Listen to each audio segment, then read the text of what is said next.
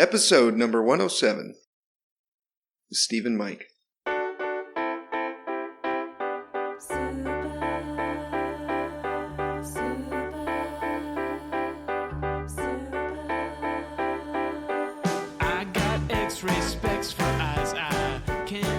Welcome to the Heads Up Poker Podcast. This is Steve Barton. And this is Mike Snyderman. And Mikey, you just rolled out of bed? Yeah, pretty much. Yeah? How do you feel? Rested? Took a little walk. No, not really, Steve. No? I still need to take better care of myself. No, I feel fine. It's a beautiful... I got up and wanted to get some beautiful sunshine because we get some miserable-ass weather on the way here, don't we? You know, it's been raining a lot lately. It's like every other day. It'll rain, and then it'll stop for a day, and then it'll rain for a day, and it's been kind of hectic. Not just the rain, but don't we have some like epic storm bearing down on us here? That's quite possible. I'm not one to keep track of the news very well, but I thought the weather, Steve, was one like conversation that you and I could have and sound like semi-intelligent. But even that, we're at loss here. I'm talking about earthquake, San Andreas fault, and even though Steve's a mailman who's going to be dealing with, a fireman going to be dealing with all sorts of catastrophe preparedness, you'd be like, "What? What's an earthquake? What does this have to do with Amazon?" It's good to have you. Good to have you. So what's new with you, man? Happy New Year. Is this the first time we've spoken since the New Year? I don't even know. I'm trying to remember. When were you twitching? Because we were twitching, and remember there was the guy Farron, and he was playing the live tournament at the same time. Okay, yeah. Remember? And I was on Twitch with you. Right, we were. It doesn't have the same intimacy, Steve, as us getting on Skype and talking. You know, understand what I'm saying. True. We're unfortunately aware of each other's comings and goings, so there's really no mystery there, I guess, is your point. Yes. Right on. That was a fun night. I played, and then you were on Twitch, and then Lori was in the chat, and that was fun. Yeah, and, maybe he ended up getting second in the tournament, I think, for like $800 or something. I don't know.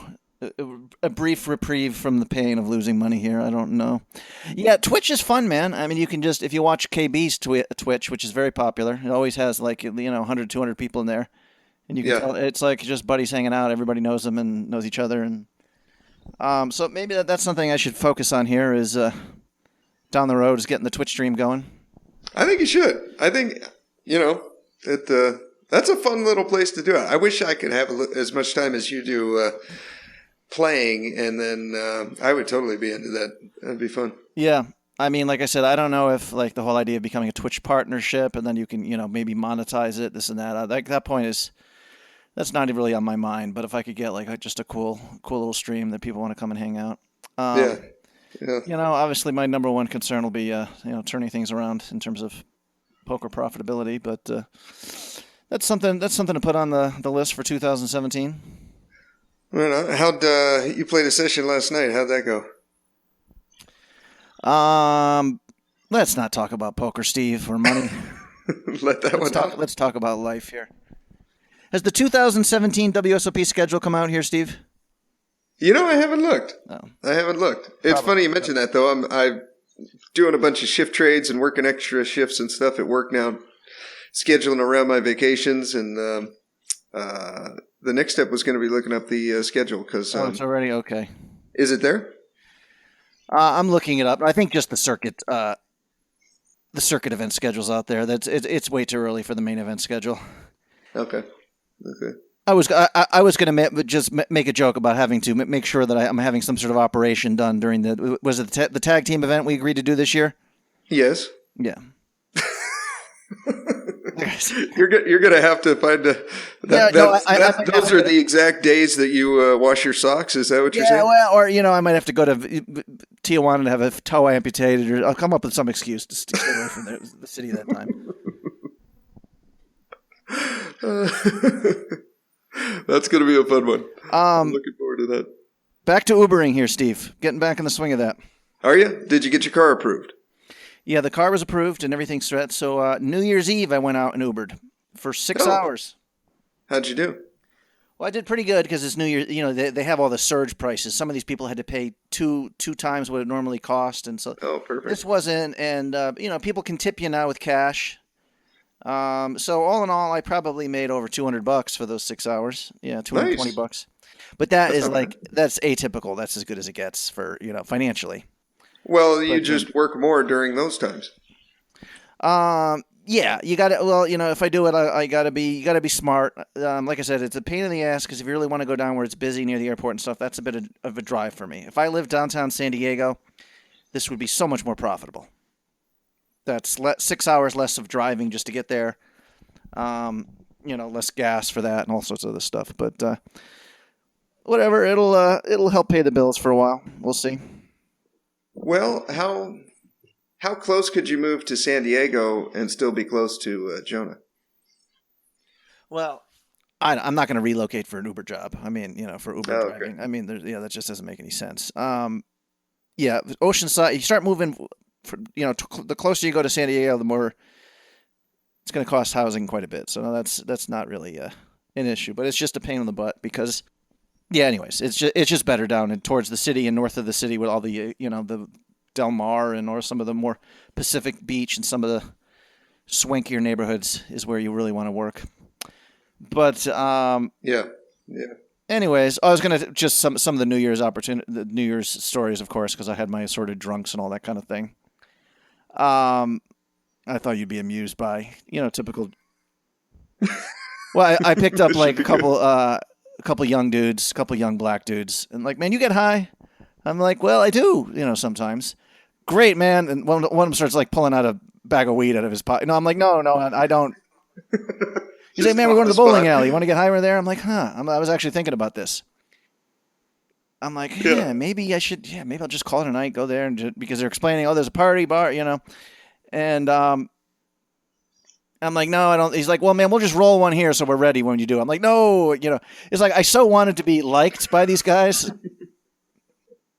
You know what I mean? It was funny, but and then and then one guy tries to like cancel he's like, try to cancel the trip while we're driving. So I would drive him there for free. Oh, wait. So, okay. Like, okay. I don't know if you've used the Uber app.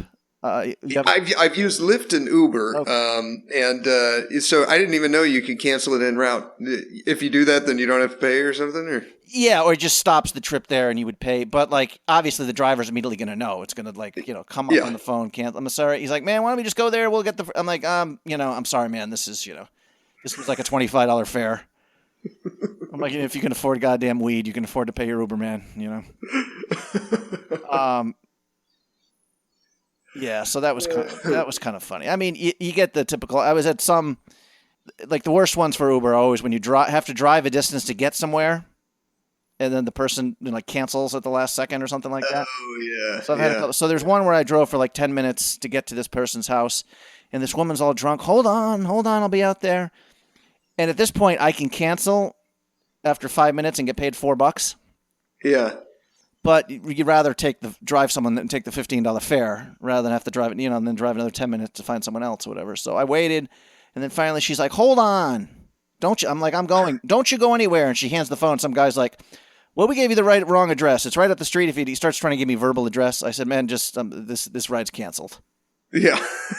So that's the only really kind of bad fare of the night I had, I guess.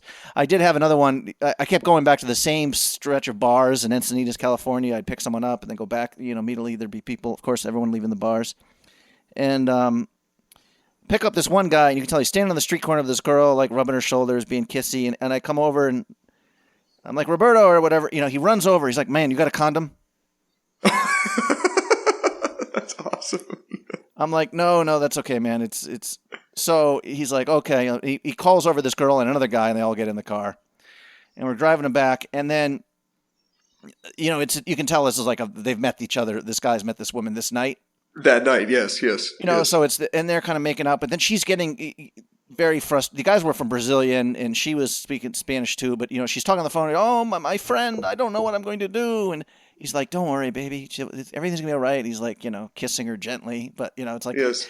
this poor bastard's probably spent $50 in drinks and spent 4 hours of hard labor. Yes. Getting this chicken He's back invested. at his place.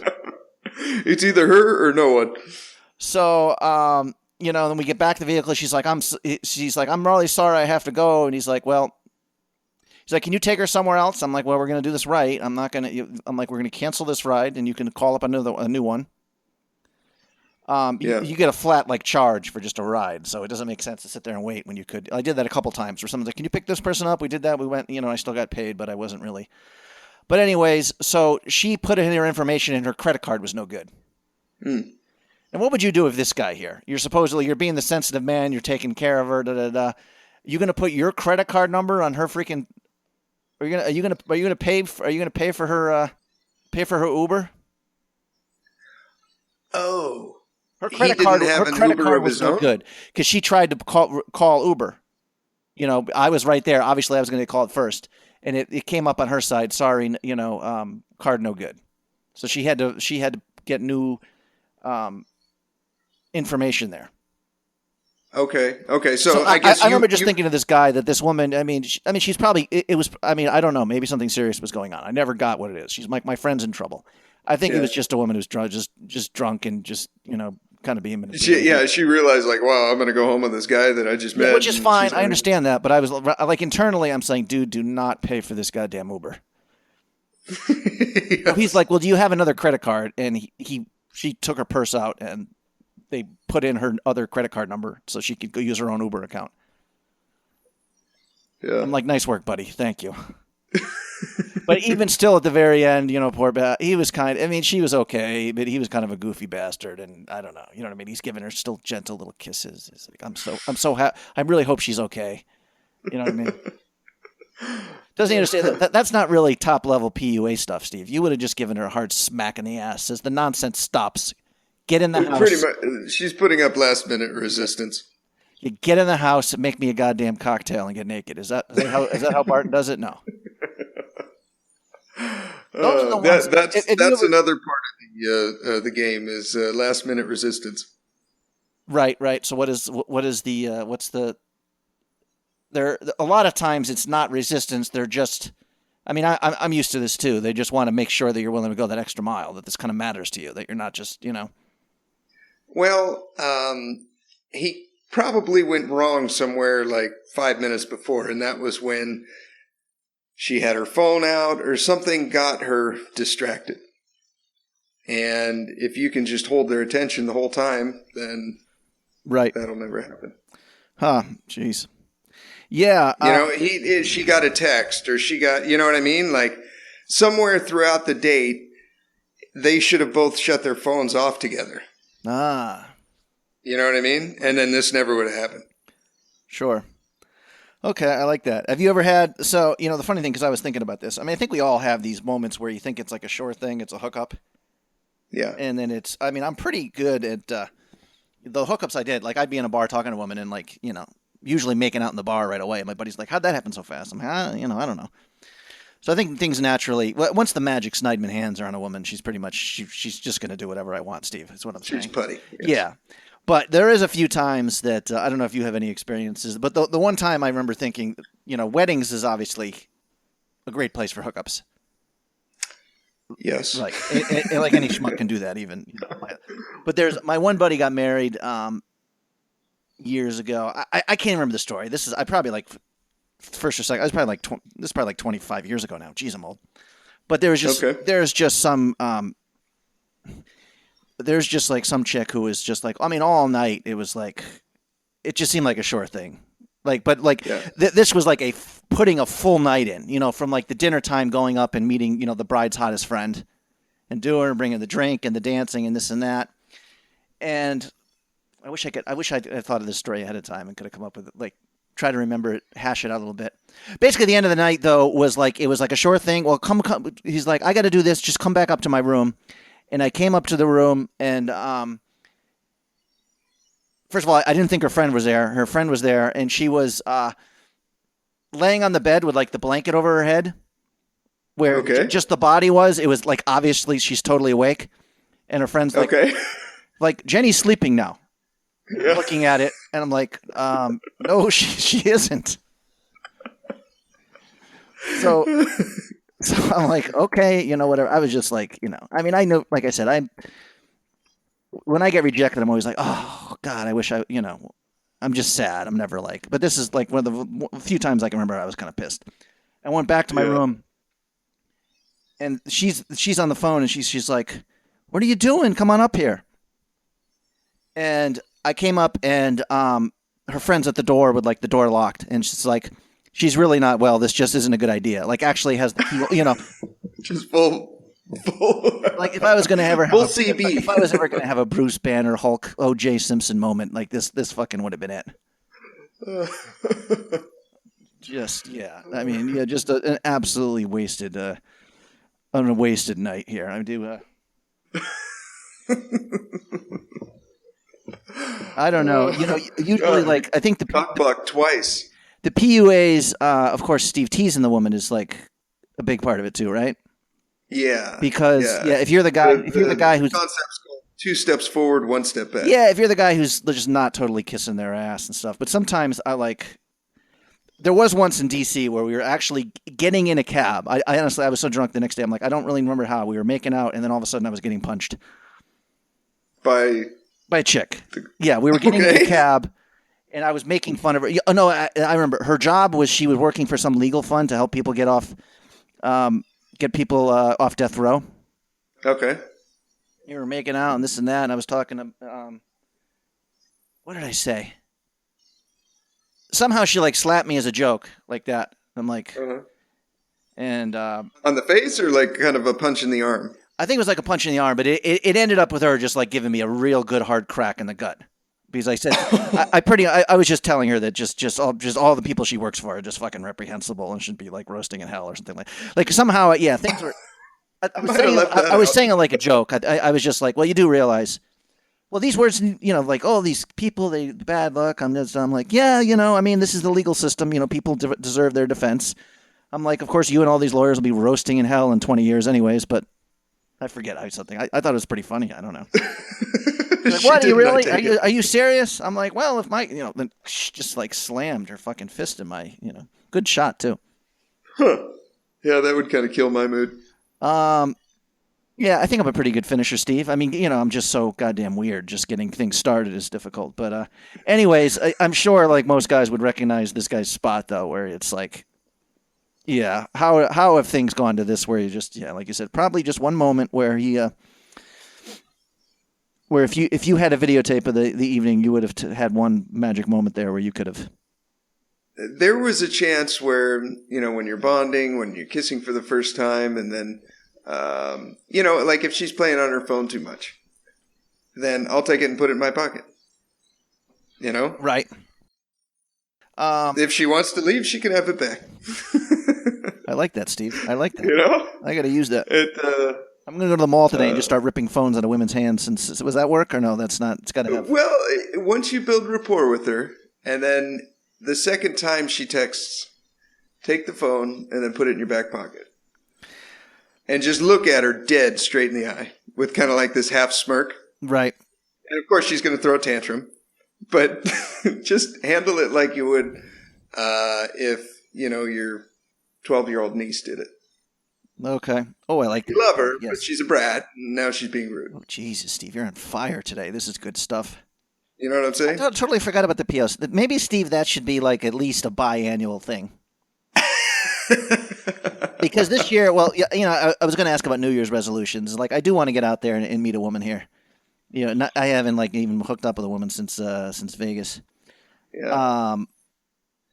So maybe that'll be the effort, and maybe I could get some coaching on the online thing. We can get on. I can actually have you look at my my online dating profiles. Maybe you can spice those up. We can maybe have an episode of that. I'm sure I could contribute a little something. Yeah, I feel fairly confident in that. I was actually showing this guy who he was like talking about how his buddy took his buddy who's kind of a playboy, but really wanted to get married and find a woman, and he took a very business-like approach to the whole dating thing. Yeah. Got on all the sites at once and set up 2 dates a week. And it was like every Friday night, every Saturday afternoon or something like that. Like just like he's running a business. These are the times and he found us. So But anyways, we got him my Tinder, and he's looking at it, and he's like, "Yeah, these pictures look good, man. What's the problem? I understand. Just make some dates with these women." I'm like, "Well, the ones I want to date just aren't responding to me." You know what I mean? So, yeah, just keep going.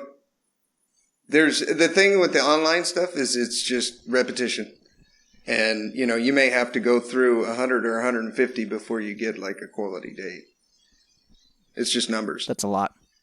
Well, you probably go through, I don't know, 8 to 10 before you get one like second date that's worth but just meet them for coffee. Right. Well, that I was going to bring up that. I said I ain't buying 150 dinners. That much I couldn't if I wanted to. Oh God, no. You meet them at a Starbucks or a Coffee Bean or wherever you want, but somewhere where you can get like a Jamba Juice or something. You know what I mean? And then you talk for an hour. If it's going good, you go somewhere else. If it's not, then, which it won't, 7 out of 8 times, then you just had a Jamba Juice, you met somebody, and she wasn't your type, and then you go on. Okay. Well, I think, yeah, and for one point, I think you'd like this plan where I said I should make once a day to go out somewhere and just have a conversation with a woman there. Doesn't even get a date, just to be like getting the social swing of things. Every time I'm at the grocery store, don't leave unless you at least have a 30-second conversation around the... And the most important part is do it with women that you're attracted to. I mean, do it with all women, but when you see one that you're attracted to, you can never let that moment go by. That's not easy, Steve, because those are the ones that are obviously more tension involved because there's something to lose. Well, right? That's only in your own mind. I look at it like you lose if you don't do it. Well, that's the way, yeah. Right? And the only way that you can do it, at least that I know of, is the second that you see them, you have to start walking towards them. No hesitation, just go. And no hesitation. Don't let your mind even start coming up with what ifs. Just the second you see them, you got to walk up to them. So let's see. How do we calm ourselves in those few seconds here? Well, I think you told me the good approach is like, listen, I'm very busy. I got to go somewhere now, but you're attractive, and I'll be really disappointed in myself if I did not introduce myself and ask for your phone number. Isn't that That's fucking perfect, dude. Just like that. Oh, okay. Yes.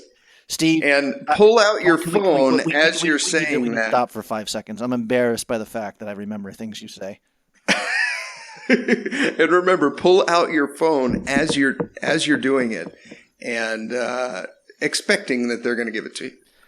Okay, you're a man who's used to getting what he wants. That's like you're already in contacts with. You hit the little plus sign, so Caitlin, okay, right? Right.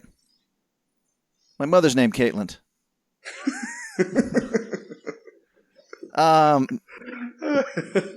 Is it really, or are we playing? No, I mean, Steve, you just don't have a lot of material to work with here. I'm sorry, I'm doing my best here. Okay.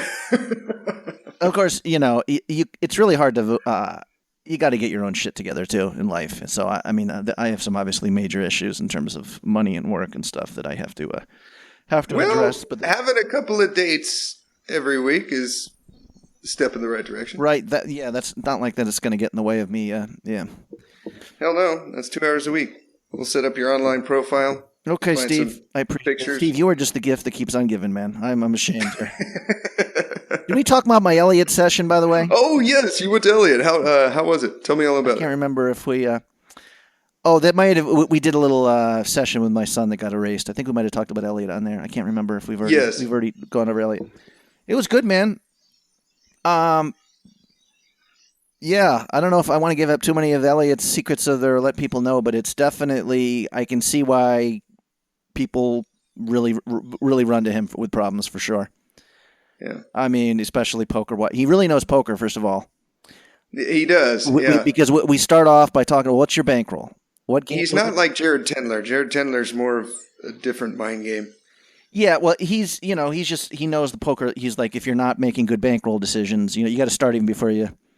And then he gave me some harsh medicine, so it was kind of funny. I can't remember my biggest little meltdown was, I think I already went through into I lost with kings 3 times in like 30 minutes and lost 4,000 oceans, and this is when I told people I wouldn't be back for at least 3 months and offered to wager on that with the people there.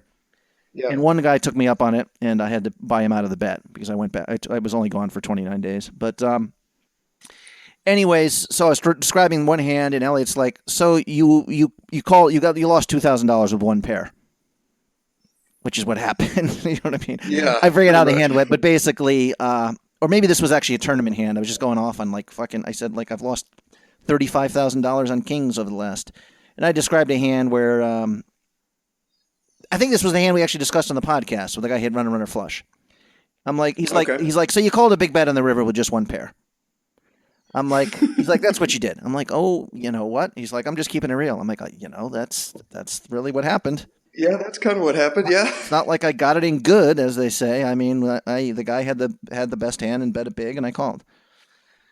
Yeah. So he calls you on your shit, you know, and I think we tell ourselves these stories to make ourselves feel better, and he sees it instantly, and then you're like.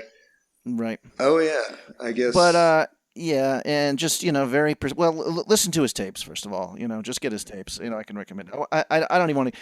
But it was we're trying to get into a couple areas of my life that he like you said he's digging in places I don't really want him to be digging at. You know what I mean? Like. Did you cry?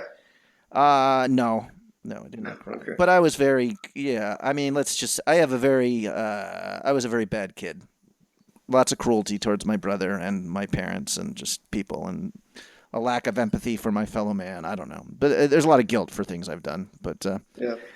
So, he tried to deal with that and get me to see things. And he used a lot of visual stuff to help you see what you need to be to play good poker.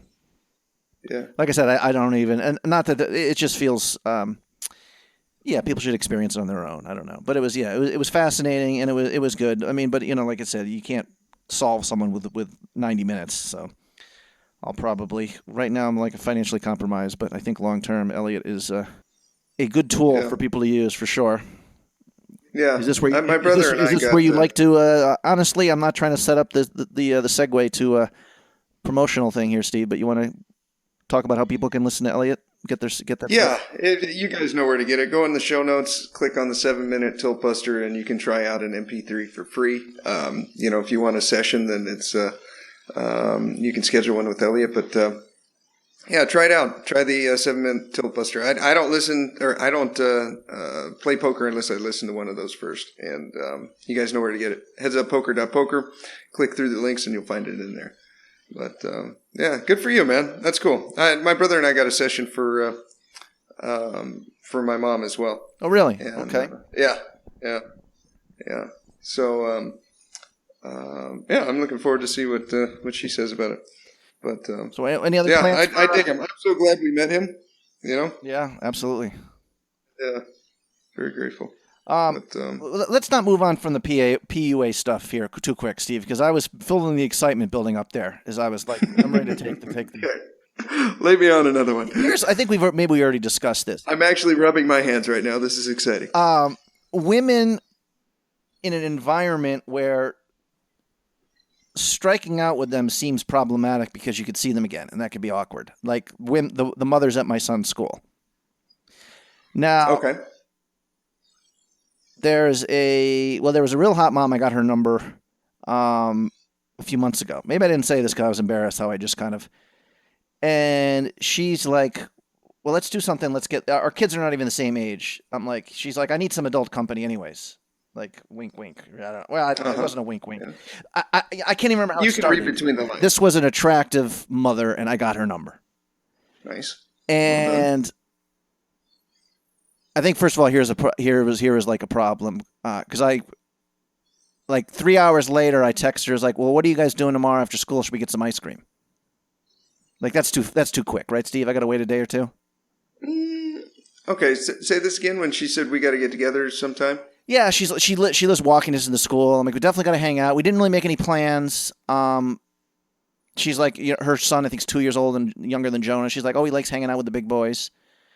Okay. But I talked a little bit about it. I found out that she was recently divorced. That sort of thing. I was getting some of the family stuff, and okay. Yeah, it wasn't long. Basically, yeah. I mean, I was aggressive. I think this might have been the first time you guys have seen each other several times. I think maybe right? seen you just once, but I didn't know her name. And this time I went up and started talking to her. Okay, good. And how long were you guys talking? It was pretty. it was like on the walk to Jonah's school. It was like 5 minutes. It was pretty quick. I was aggressive. I'm like, oh, let me get your number. But then I texted. I don't know. I just put up. I like failure, Steve. I mean, this is the problem with poker. But like, I texted her and she's like, "Well, I'm busy tomorrow. Some other time would be great." And that was the end of our texting. How long ago was that? That was like 4 or 5 months ago. Oh, Jesus. Like okay. I didn't ask her again. Like I was like, well, maybe I should let her text me to ask me again to do something. Or was that stupid of me? Like I could have waited. I could have waited a week and asked her to do something again. I like where you're going in that, but she hasn't bit the hook yet. No, this wasn't even playing like hard to get. I'm like, well, if I already asked her once, she said no, thank you, but let's do it sometime. Like, who knows? Maybe she had her son. It was bad timing. Maybe she was on her period. It doesn't matter. You got to just kind of keep throwing out sporadic little texts, and eventually they'll bite. They follow a cycle. Right. And sometimes it's high and sometimes it's low, and maybe you hit her at a low. Well, now it's kind of funny. Then I'm like, well, I seen her the other day. She was looking really hot. I'm like, why didn't I? I'm like so obsessed. Oh, you can reignite that. Well, I was wondering, like, after not texting for a few months, wouldn't it be creepy if I'm like, hey, Happy New Year, hope all's well? No. Okay. Well, maybe I'll try again with this. Oh yeah, don't ever give up. You had basically what you have. Think of it as like a little fire. Okay, you know how the guys on those Survivor Man shows and stuff. They rub two sticks together and shit, and right.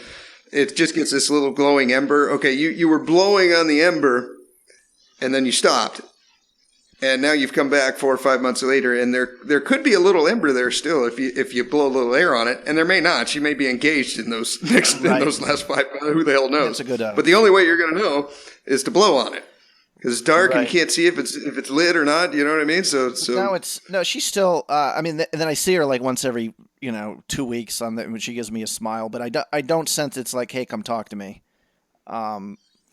I don't know. I think you're getting too far into your own head. Yeah, it's like 10 years ago I just did. Go up, throw a few jokes or something, and right. See if you have an ember. Throw that out. But it was like, I think I just over. In my mind, I'm like, well, if it's meant to happen, it's meant to happen. I'm like, I should be focusing anyways on blah blah blah, getting money and trying to get. Well, maybe at the time it wasn't meant to be because like you said, maybe you're so focused on poker at that point, but now you're looking for a couple of dates a week, and this could be a possible candidate. You're not going to know unless you go talk to her. Maybe.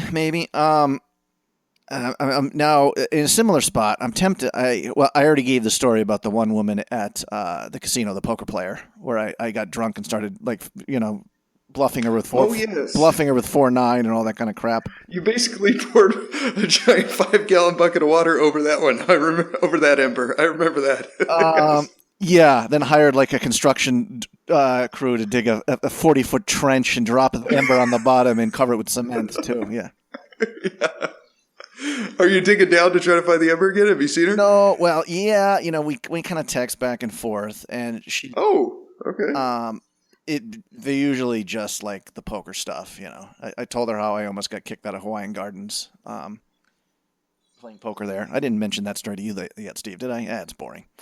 You got kicked out of Hawaiian Garden? No, I didn't. But I was like, I was trying. I was getting into this with a couple people pretty good. But anyways, this woman, so we're talking about that, but she came in last night to the casino and, not that she actually was cashing out and I went up to her, or she said hi and I went up to her and took but it was right next to the table I was playing at. And she came up, put her arm around me, and we started talking a little bit, and I came back and the guys at the table was like, Mike, what the heck? She's a hot chick. Yeah. And one guy's like, Mike, that's the second time I've seen her come up to you. I'm like, yeah, but I kind of had a chance with that and blew it already. And the other guy's like, man, no. She really likes you. I'm like, no, believe me. I mentioned the name of another poker player. If she's coming up and talking to you, then he's right. I mean, it's like an environment where, you know what I mean? I don't know. I'm not going out of my way for this. Like I said, I'm just trying to I thought you thought she was really hot. That'd be perfect for you. She's a poker player. It sounds like she's got some. Well, I don't. Some money in the bank too. Yeah, I don't want to give too many personal details about this. I think there's only two guys I know at Oceans who listen to this on with any regularity. But my bad. The podcast could turn around and become a big hit. We are in the circle of trust here. Okay. Yeah, so I don't really want to go into much. But there's another woman now there who works there. And there's another guy who's in my ear because he's like, no man, because she's again just like really hot but young. Yeah, I don't. Maybe let's go to. Basically, I'd be worried about striking out there, and I'm just. I guess the embarrassment factor of people knowing. I guess, but I don't know.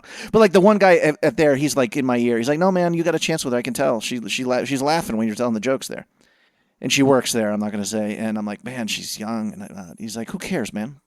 Basically, saying what you're saying. You go for it. Yeah. Whatever fucking care. If you strike out, you're still a cool guy who's who's trying to bang young chicks. You know what I mean? That's like it doesn't matter. It's like you're succeeding just by having the courage to go after that one. Believe me, that's what he was kind of his argument. The way you got to look at it is like you're only gonna succeed 10% of the time, but when you do, it's worth it. It makes all the other 9 quote unquote failures worth it. Well, that's what I'm glad you say the whole thing, because if the fact, I mean, even if it's like. The high standards thing is important, right? Like you said. Because the one guy last night, he's looking at my profile, and we're looking all through all these chicks, and I'm pretty much Xing every single one of them. Yeah. Which, maybe it's not like I'm looking for Elle McPherson here, but I'm like, my last few major women have all been pretty damn beautiful, and I'm like, I want an attractive woman, and she's got to be, I'd rather be alone than just take whatever I can get, kind of thing. You know what I mean? There's nothing wrong with that mentality. Yeah. But I am a poor 46-year-old man too. We got to point this out. So you know what I mean? That means nothing. Okay. I remember listening to and meeting pickup artists that lived out of their van. That means nothing. Listen, Steve, the one thing we know for sure, any human being who lives in a van is lame. Okay, let's just start with that. Okay, we know one. We're not going to mention his name. He wrote chicks. No. I'm telling you. Okay. Oh yes, I didn't even get that reference. Yes. Yeah, it is kind of. Yeah, it is kind of funny how the man can be a man who loves himself can do a lot of fucking shit in this world. It's pretty amazing. It's that attitude of confidence that nothing else matters. You know what I mean? That's like the key right there. Oh, and another little tidbit too that I'm remembering back to something is remember the treat her like she's your little niece. I love that one. I got to remember that. Yeah, like she's a brat and you love her, but she's still a brat, and stop misbehaving. Steve, when do I start? When do I get to start spanking sorority girls? I want this. I can't wait any longer. Anytime This is you the want. problem. I want instant gratification here. I got to understand it's a skill. You got to learn. You got to work at it. Yeah. Look at each little one as like when something didn't go the way you thought it would. There's a little lesson there, and you're not going to repeat, or you're not. There's a little lesson there of a mistake you made, and you're not going to repeat it the next time. So, your success rate gets higher and higher the more time you go. Right. It kind of becomes like one of those parabola graphs that, like when you see the compounded interest over 35 years, and then it that's kind of the way it goes. I've always liked that word, parabola, for some reason. Yeah. Okay, so I gotta, the online, I still think, the online dating thing. I guess just in everything in life, that's I get frustrated really quick though. But like when you actually, it's one thing when you just click on someone, but if you actually go to one of these sites where you write them letter, like I said, I think I told you, like the last time I was like writing little letters, hey, would love to meet you, to women who I did not even think were that great. You know what I mean? Yeah. Like just to like put in volume, or you know what I mean? And then they didn't even respond to me. I'm like, what the fuck? Well, you can do it across multiple sites too. Right. That's the most time effective way to do it. So you're on Tinder, you're on Match.com, you're on, I don't know, name 3 others. I've been out of the game for a while. But, Plenty of Fish. Okay, there you Bumble, go. Yeah. Get on those and do all of them and do it religiously every day. And just go on. You'll get it down to where you can do it in like 10 minutes between all of them. And you have a notebook pad open of a standard line that you say. Right? So you're sending them all the same email or the same message. Right. Which is funny. Right? A lot of them in the profile says, don't cut and paste. I'll know if you do. But so, Either you're being paranoid. I don't know. Maybe they can tell. I'm not sure. No. But maybe there's software now that allows them to do that. I don't know. But you can type it out too, just something real quick. But basically what you want to say is like, you look cute. Hit me back if you're interested, or something to that effect. That quick? It can be that quick? Well, it depends on what site. I don't know. Are there some where it's just like Twitter where it's 140 characters, or is it? I just like that idea of just not even, hey, check your profile. I found this interesting. Just, hey, you're attractive. You're cute. Yeah, I'd love to talk to you.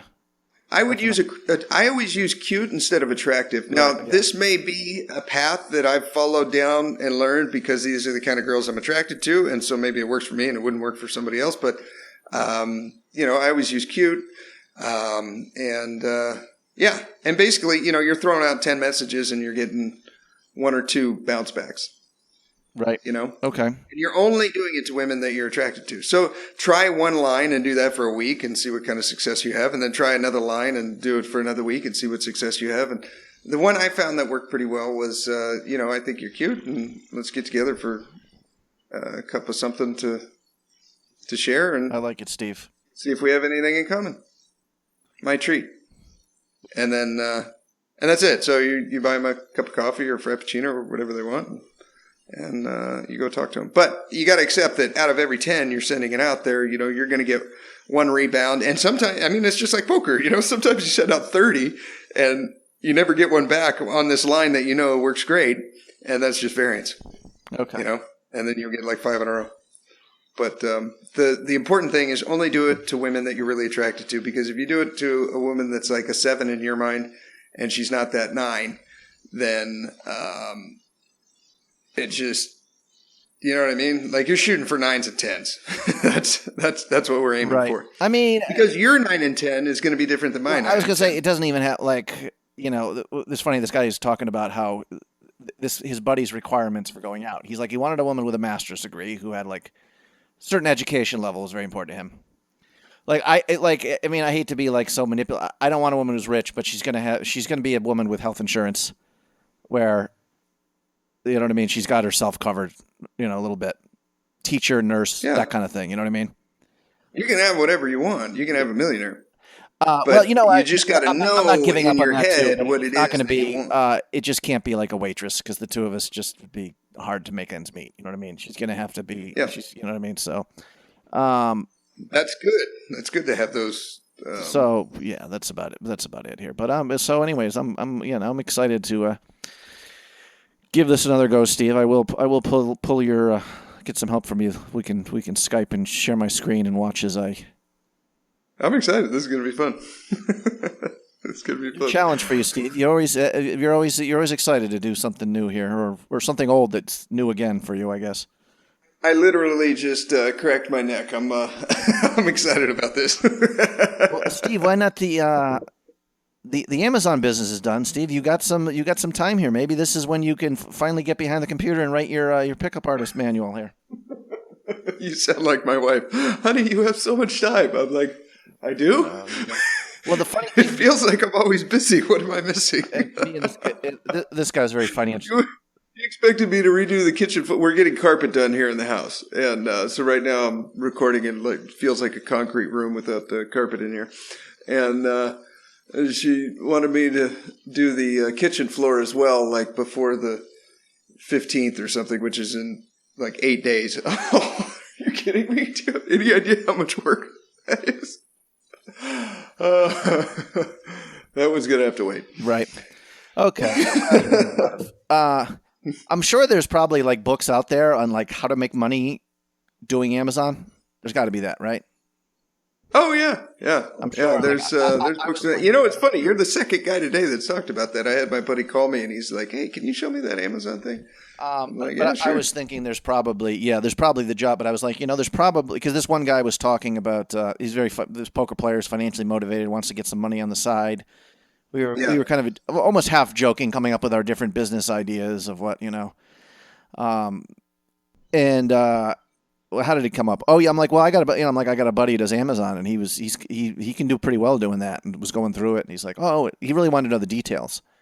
I'm like, you probably could sell yourself as like an Amazon coach for people who want to start their business, and they would save a lot of money by hiring a consultant to show them what they're doing wrong from the beginning, rather than avoid the whole learning curve of, you know what I mean, paying for stuff they don't need to pay for. Yeah, you're probably right. I probably could put together a Camtasia video or something of exactly what I did.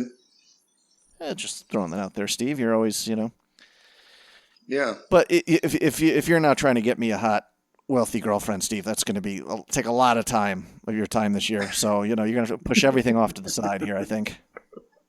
This will have to be my number one focus? Pretty much, yeah. I'm sorry. That's just the way it's going to be.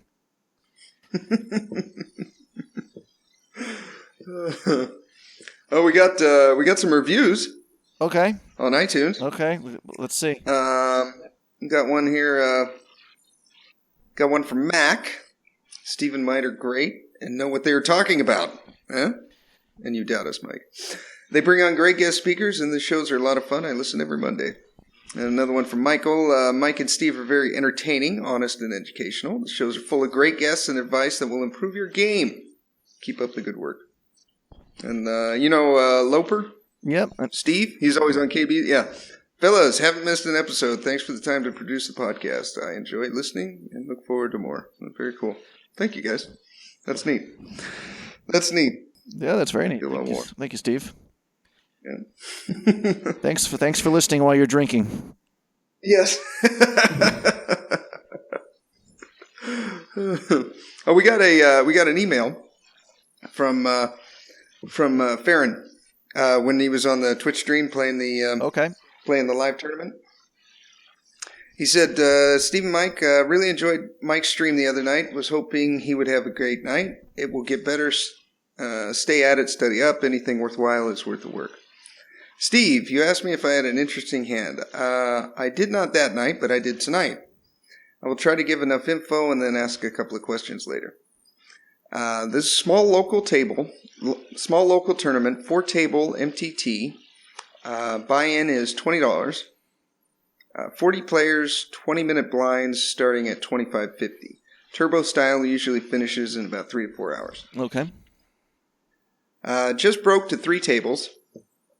I have 27,600 chips. Second largest stack at the table with 4 small stakes. 4 small stacks, less than 6,000. Okay, so if the blinds are, blinds are 300, 600. So 4 stacks have 10 big blinds or less. 10 bigs. Yeah. I am in the big blind.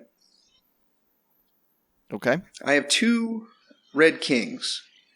He doesn't say the suits, but we know they're red. 2 limpers, then the small blind calls. Is that a bad joke? Yep. I raised to 2,400 total. Okay, so 2 guys limp, small blind calls. So they limp for 600. So we got 2,400 in the pot. Is that right? Yeah. Before he raises? Okay. 2,400 in the pot. I raised to 2,400 total. See anything here? Good sizing? Yeah, I mean, how deep were the limpers? I mean, were these any of the short stacks? Did he mention which were these any of the short stacks were limping?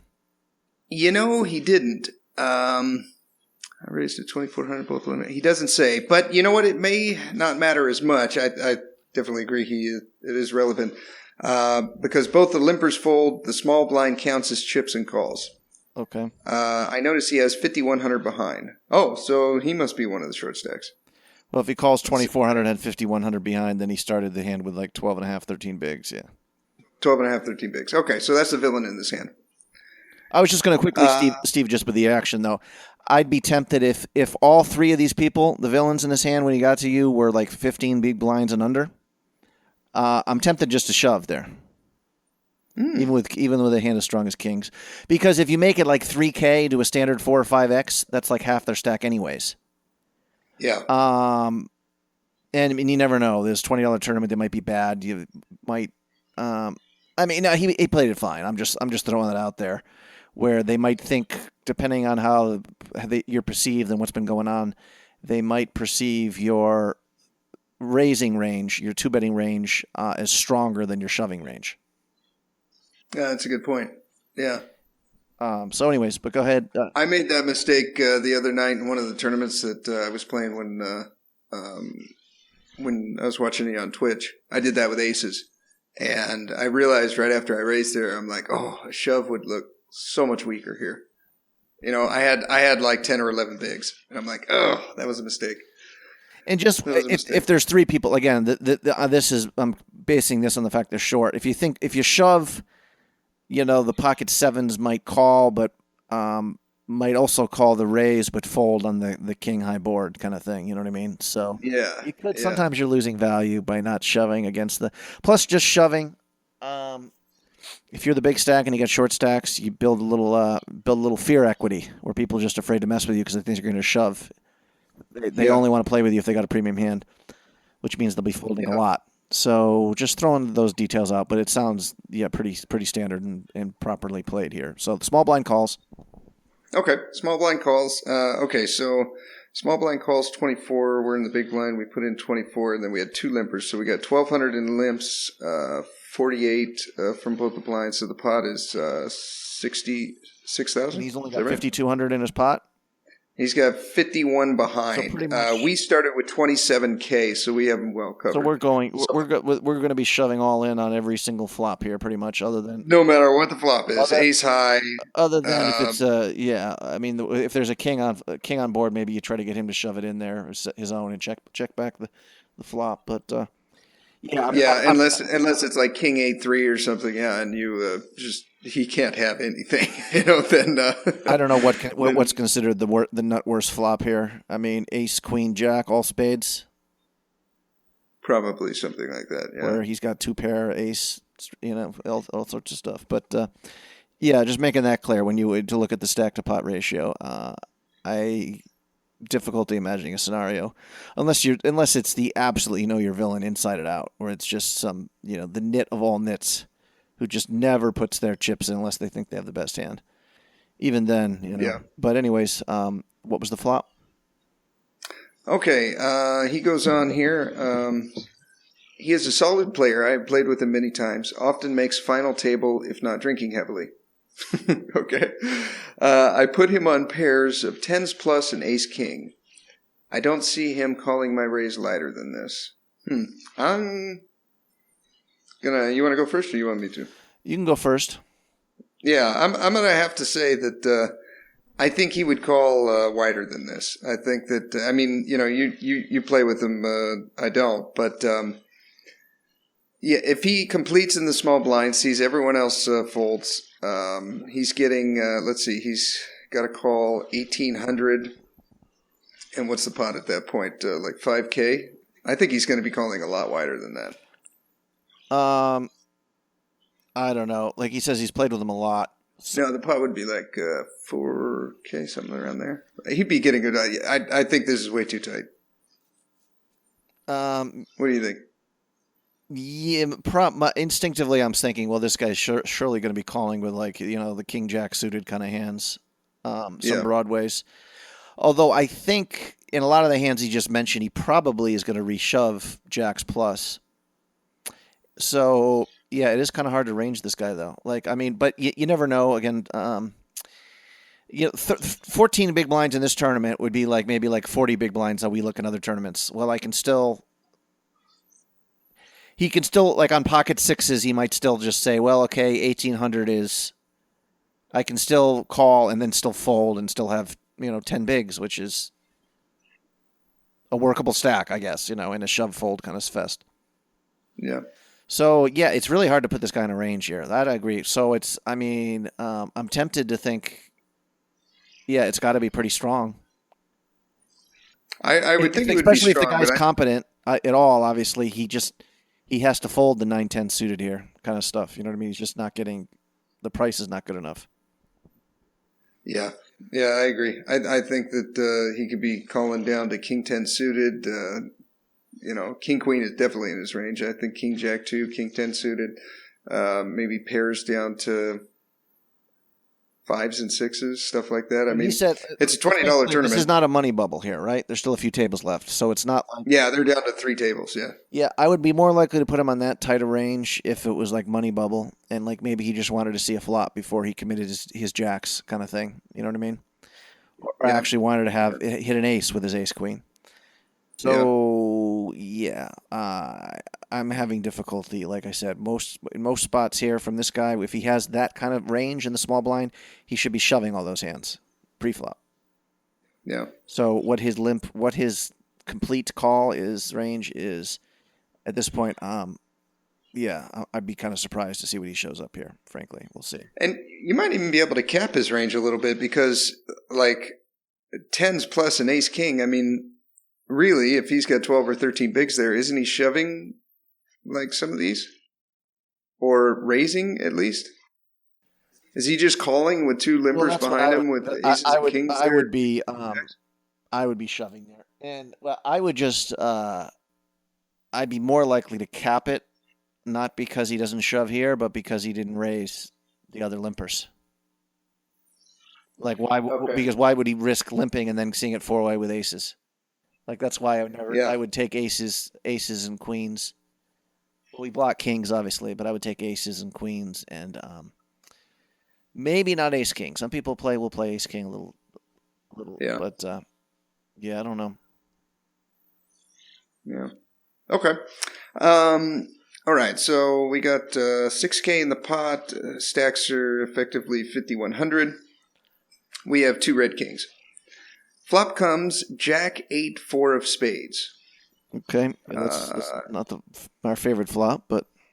Not our favorite flop. He says, hate this flop. He takes just a few seconds, then shoves 5,100 all in. We call every time, right? Yeah, I'm not folding. Yeah. I mean, we're assuming he doesn't have a flush because he probably wouldn't play it that way, but, you know... He probably has a decent amount of equity, though. I wouldn't be surprised if he's got a pair and a spade. Yeah. I mean, if he's got pocket 9s with a spade, then he's got 11 outs. Yep. Not 11. No, he's got. Oh yeah, you're right. The 9s would be good too. Yeah, he could hit a set on us. True. Yeah, I'm not folding here. A lot of times, maybe just the ace of spade and another random card. I don't know, but yeah, I think so too. I think he shows up with a pair and a spade here a lot. I think he shows up with an ace queen with the ace or queen of spades a lot. I think occasionally he does have a flush, and then we're only 6% to win the hand or whatever it is. What we need to get the runner full house, but yeah, that's only a part of his range. So yeah, and a small part of it, and it's unlikely that he has 2 spades because there's 3 on the board. Yeah, I don't think he has a flush here very often. I tank thinking about the following. I don't think he has a flush yet. I agree. The only flush I think he could already have is ace king, and I have 2 kings. Hard for him to have king king or ace king, so I put him on a pair of 10s. Okay, 10s, jacks, or queens. I think he would have shoved ace-ace over my pre-flop raise. I am assuming he has at least 1 spade. If I call, I must fade 1 spade. Maybe he has a set of jacks. I call, he turns over a pair of 10s, spade in the heart. River comes 5 of spades, I lose. Should I have folded? I thought, no, you played it right. You played it right. But I do think, Steve, just to for these smaller buy-in tournaments, which move very swiftly, to give him credit for really ranging your opponents hard, because both of us are saying, well, you never fold post flop. You know what I mean? Which maybe is we're saying that too flippantly and too quickly here because first of all, it sounds like he knows his player pool, which is good. This guy, and it's one thing when you're playing 30 tournaments online. It's like, well, short stack kings, they got draws here, they got, you know what I mean? Like you're ahead of his range. I mean, I do think it's a call here for sure. But in these turbos where halfway through the tournament everyone has 8 or 10 big blinds, these are people who love playing poker and don't want to get knocked out. So there's spots where we're saying, well, they have to shove. They don't necessarily think of it that way. And so when they do shove, you probably should be weighing, maybe weighing their range towards strength more than we would when we're just going by GTO. Because like I said, pocket 10 the player should be shoving pre-flop every single time. Or that's how we perceive it. Yeah, but they may not be thinking that way. He read it right, where this person is got a very strong range to flat pre-flop.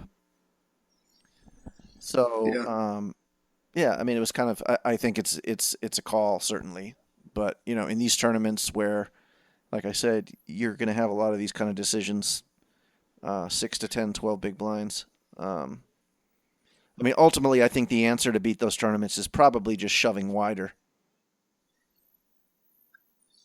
In a lot of spots, probably. I mean, in that tournament, I'm just saying, if it comes to you in the cutoff, Steve, and you have 3 people behind you all have 10 big blinds exactly, with 2 tables to go. Are you going straight Jennifer charts pretty much there? Do you know what I mean? What's that? Are you using the shove charts in that kind of tournament? Internally. Yeah. Are you? I am. Yeah.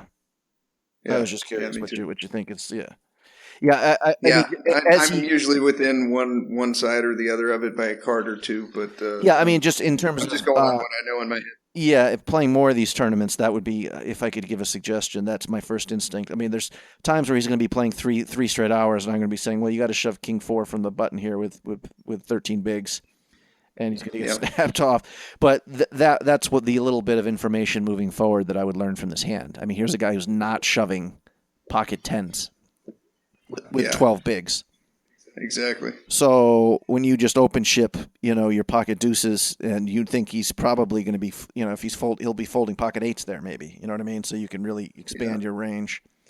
But that sucks. Sucks you make the right call and you get the bad beat there. But that's poker. That's part of it.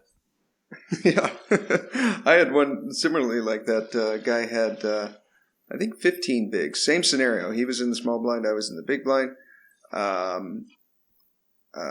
Except there wasn't a couple of limpers. It was just a blind on blind. He limped the small blind. I raised it. He called. I had king queen. I'm sorry. I had. You know what? Never mind. It's not the similar hand. I had 10s. He had king queen. Bad example. Anyhow. No, that was the opposite. But I think you're right. Using a shove chart in spots like this, I think you can really run over a table. And I use them on all the tournaments I play with my folks, and just in any tournament I play, really. I mean, even the amateur players, if you're shoving all the time, will notice and adjust their ranges. But it's just that's the first thing. If this is one of the guys who's normally, he said, doing well in these little baby tournaments here, he would seem to be exploitable and just not willing to get his chips in wide enough. Yeah. He goes on to say, I know I've seen this kind of situation before, and I'm going to see it again. When you have a strong pair pre-flop and raise strong, and 3 flush card comes followed by action, what do?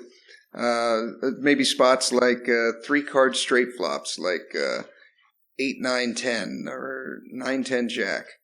I think if I had kings in either one of those, unless they're like a straight flush draw and there's some action, then you might be able to let it go. But it's all going to depend on stack sizes. Stack depth is. If you guys were 30 big blinds effective here, I'm probably checking back that flop a lot because I just wouldn't know what to do against a check raise. Yeah.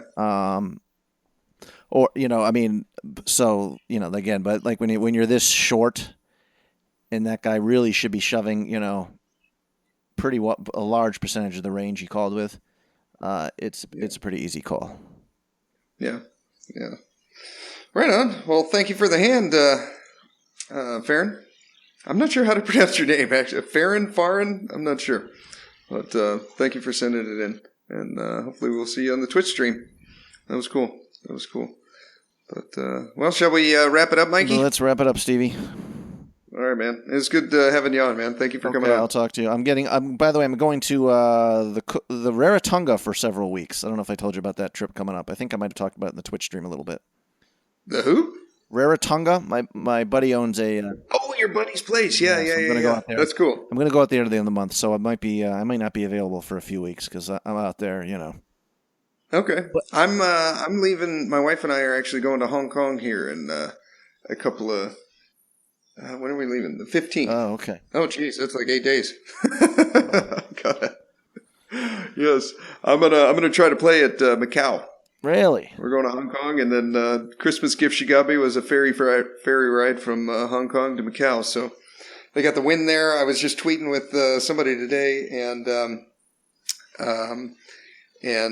he was from Macau, and had lived there. It was on his Twitter feed. I can't remember what. Oops, hang on. I'm going to find his name right here. John. And I was like, okay. He said to go play at the MGM. I was looking online and I saw the Wynn MGM. God, what was it called? Something like, it's something to do with like spring. It was like, springtime casino or something. I'm probably getting it way off. Anyways, so I'm excited. That's going to be fun. Are you going to play that home game with your buddies out there? I haven't really worked on any poker plans out there. I haven't, I'm embarrassed with how broke I am. So I'll conceal that information. I'll probably probably play a home game out there a little bit. I'm sure I'll play a little poker. And how long are you going to be there for? 2 weeks. Nice. Well, the flight from New Zealand, the Air New Zealand flight only happens once a week, and it's a 9.5 hour flight.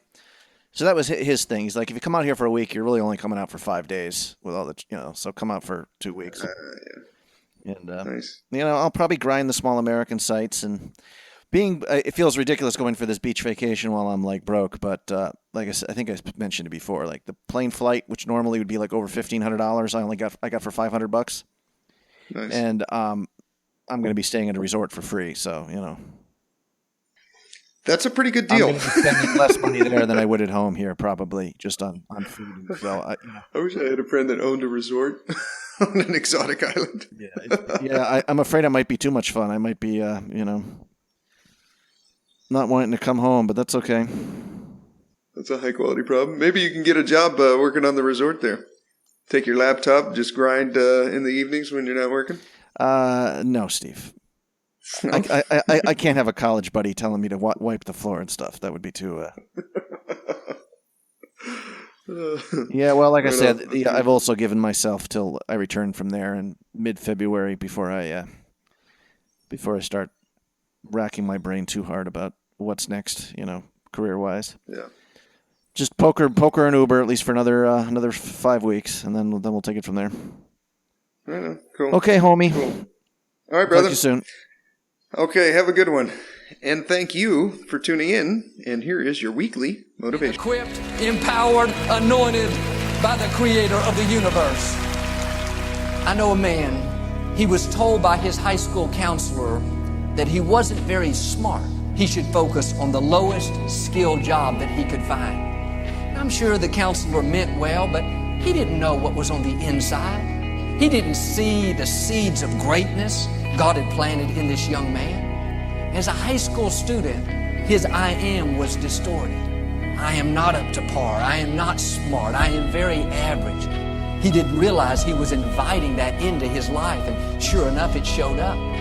After high school, he got a job at the local factory, and he stayed at the lowest level year after year after year. One day, the factory closed down. He went across town and applied at another factory. This company had a policy that you had to take an IQ test. He took the test, and he scored the highest in the company's 63-year history. His IQ came back at a genius level. He went on to start his own business, and he invented and patented 2 very successful products. Today, he's extremely blessed. What happened? He changed his I am. Could it be what someone has told you is keeping you from God's best? Could it be that the wrong I am is keeping you from rising higher and reaching your full potential? Do like he did. Change the I am. Don't let what somebody has spoken over you determine your destiny. Get in agreement with God. Know what you are and know what you are not.